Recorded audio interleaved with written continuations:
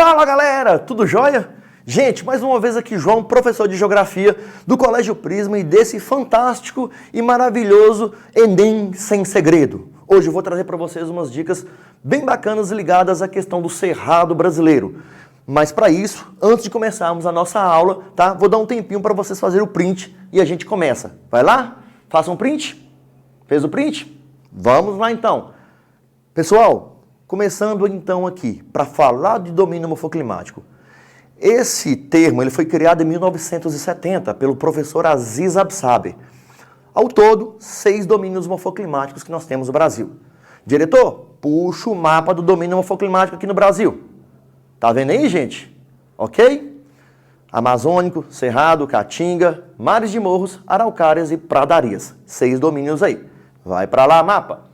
Então, nesse sentido, escolhi falar hoje sobre o Cerrado, como eu já havia falado, né? E vamos definir primeiro domínios. O que são esses domínios? Regiões que apresentam elementos em comum que formam paisagens homogêneas. Elementos como clima, relevo, solos, hidrografia e vegetação. E, claro, os impactos ambientais que acontecem nesses domínios aí. Bom, começando a nossa descrição. O Cerrado brasileiro, situado na porção centro-oeste do país, pegando os estados daquela região, Brasília, partes do Tocantins, de Minas Gerais, partes da Bahia, concentra uma área marcada pelo clima tropical típico. Esse clima é marcado por verões chuvosos e invernos secos aí, ou seja, tem um regime sazonal de chuvas. Nessa condição, amplitude térmica de moderada a baixa, então pouca variação de temperaturas ao longo das 4 estações do ano. Bem, e ainda assim vem com um relevo típico de planaltos e chapadas, né? Como a Chapada dos Guimarães, lá no Mato Grosso, Chapada dos Veadeiros, em Goiás, e a faixa que contemplam os planaltos da região planáltica do centro brasileiro, tá bom? Bem, topograficamente, o Cerrado ele fica um pouco mais alto. E se nós lembrarmos do mapa, ele vai, contornar basicamente o meio do Brasil. E assim vai ter contato com outras formações vegetais. Nessa condição, o relevo de planaltos e chapadas desenvolvem também uns solos chamados de latossolos. Gente, solos desse tipo são típicos de regiões tropicais. Solos maduros, completos, bem desenvolvidos. E nesse caso, são ácidos aqui no Cerrado, uma vez que o processo de precipitação sazonal, as chuvas, realizam a chamada lixiviação. A água cai no solo, uma parte infiltra, a outra vai escoar superficialmente. E nesse contexto de escoamento, eu tenho a chamada lixiviação. Os minerais que são menos densos vão ser carreados pela água, tá? Vão ser transportados pela água. Os mais densos vão ficando, como exemplo do ferro e do alumínio. Isso faz com que o solo do Cerrado seja, então, solo ácido, tá? Um pH mais baixo. Bom, como todos sabemos, depois da Revolução Verde, certo? Segunda metade do século XX aqui no Brasil, algumas tecnologias para melhor aproveitar o solo, para ampliar os espaços agricultáveis, foram sendo adotadas aqui no Brasil. E uma delas foi a técnica da calagem, que consiste na adição de calcário para elevar um pouco esse pH e torná-lo agricultável. Quando nós tratamos então dessa condição, esse solo, depois de lixiviado, tem um processo chamado de laterização. E é justamente essa palavra que vai identificar a característica em excesso do ferro e do alumínio, tá? Então essa concreção ferruginosa, essa concreção alumífera, que pode até na superfície, quando em excesso mesmo, formar uma chamada canga laterítica. Alguns também chamam de crosta ferruginosa, tá bom? Bem, os solos com essas características, mas e a hidrografia, João? A hidrografia contempla rios perenes, Gente, rios que não secam, rios que são dotados de água o ano inteiro, mesmo nas fases de estiagem. Exemplo do Rio Paraná, o São Francisco, o Rio Tocantins, Araguaia, entre outros aí.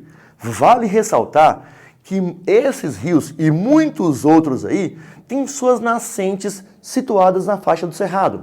E essas águas vão verter para outras vegetações para outros domínios morfoclimáticos. O que faz, então, com que o professor, nos anos 70 ali, definiu isso, professor Ivo das Chagas, como o Cerrado sendo a caixa d'água do Brasil. Então, o Cerrado, numa topografia média mais elevada do que alguns outros domínios, vertem suas águas ali para outras formações paisagísticas. Então, por isso é considerado essa caixa d'água do Brasil.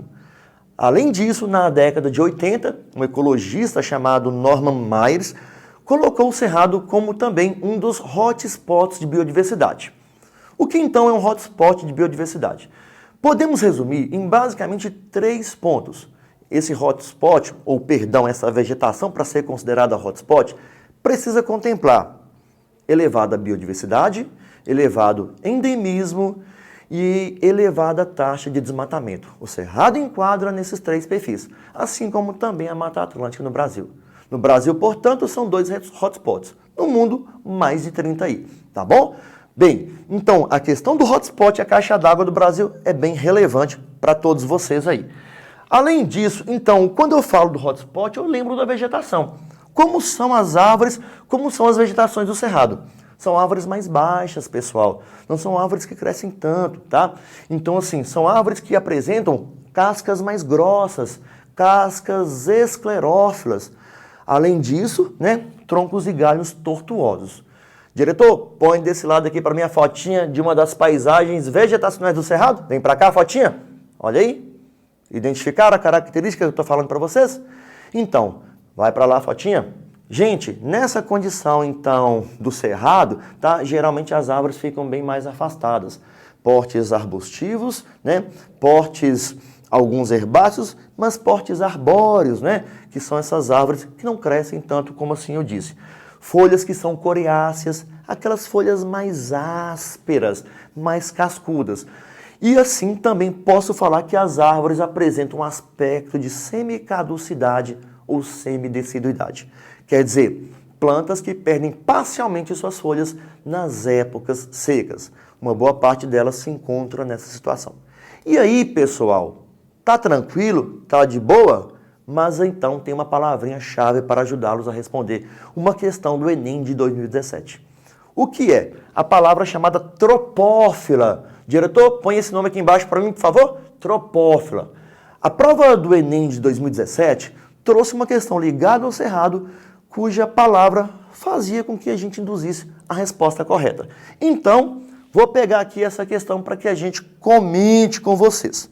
Pessoal, vamos lá então. No Enem de 2017, a afirmação, o enunciado da questão falava desse jeito aqui.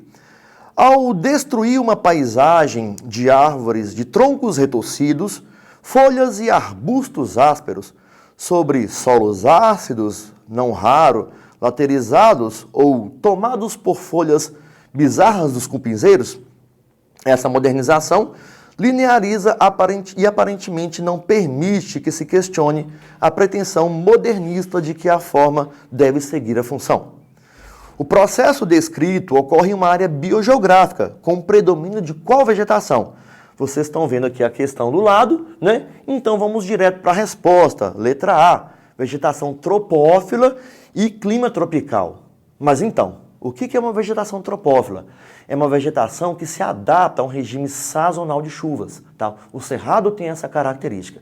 As plantas se adaptam a verões chuvosos e invernos secos aí. Gente, gostou da dica? Então, valeu, obrigado. Olha, esqueçam não, curtam, compartilhem, dá aquele joinha bacana. Valeu, até mais pessoal, fui!